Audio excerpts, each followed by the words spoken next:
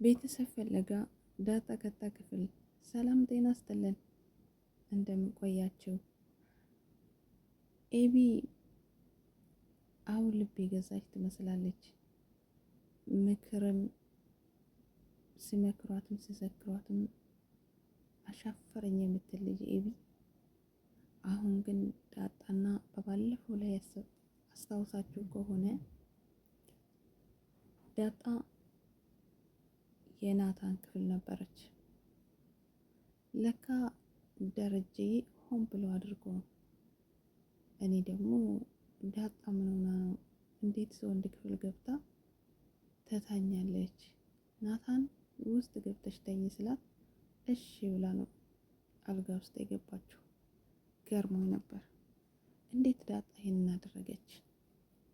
ለካ ደረጀ ነው ይሄንን ያደረገ ልፈትናት። ምናልባት ደረጀ ዳጣ ናታን እንደምትወደው ግልጽ ነው መቼም። ምናልባት ይሄ ነው ብሎ ፊት ለፊት ባያቅ ከዚህ በፊትም አይቷችሁ ስለነበረ መቼም የሚጠራጠራት ብዬ ነበር። ነገር ግን ኤቢ ምን ላይ ደርሳ ይሆን? ኤቢ እውነት ተቀይራ ይሆን ወይስ እንደ ድሮ አሁንም እዛ ናት በማለት ነው ደረጀ ይሄን ያደረገ።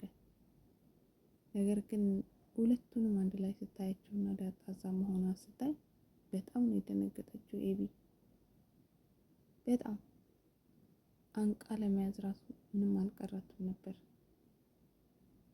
ታዲያ በጣም ተሰምቷት አልቅሳ ነው የወጣችው። ከዛ በኋላ ደብረዋታል። እራትም አልበላችም፣ ትምህርት ቤትም አልሄደችም። ምናልባት አሁንም ትቀናለች ብዬ አስባለሁ።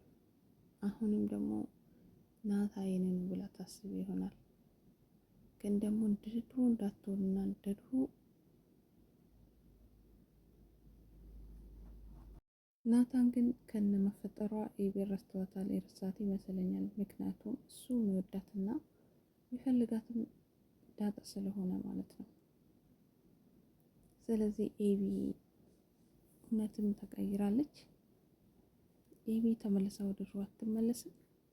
አብረን የምናየው ይሆናል። ነገር ግን ደረጀን የጠየቀችው ጥያቄ በጣም ያስደነግጣል።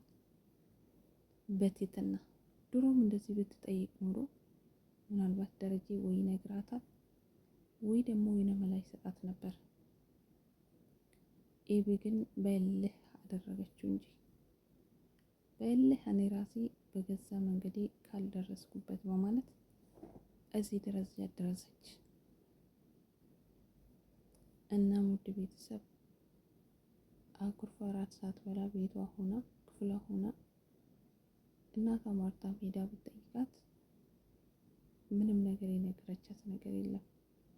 የናታን ክፍል ሄዳ ዳጣ እዛ እንዳለችም አልተናገረችም። ሌላ ጊዜ ቢሆን ማንም ሳይጠይቃትና ምንም ሳይላት ያየችውንና የሆነችውን ነገር ትናገር ነበር። አሁን ግን ዝምታ መርጣለች። አባቷ እንዳጣ ለምንድን ነው እንደዚህ የምትጠይው? ሰላምስ ምን አድርጊ ነው የምትያት ብሎ ቢጠይቃት እኔ ያልገባኝ ነገር ቢኖር ዳጣ ማን ናት? ሰላምስ ምንድን ናት? ስለዚህ ማወቅ እፈልጋለሁ። ይህንን ጥያቄ መልስልኝ። ዳጣ ማን ናት ብላ ጠይቋለች።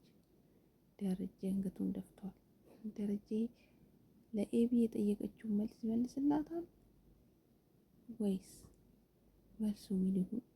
ምክንያቱም በጣም ደንግጧል። ፊቱ ላይ እንደደነገጠ ያስታውቃል።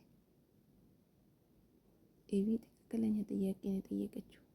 በተረጋጋ መልኩ የምታስቡና ውስጧ ሁልጊዜ የሚመላለሰውን ነገር እስከ ዳር ለማድረስ ዝግጁ እስከሆነች ድረስ ጥያቄውን መጠየቅ ነው።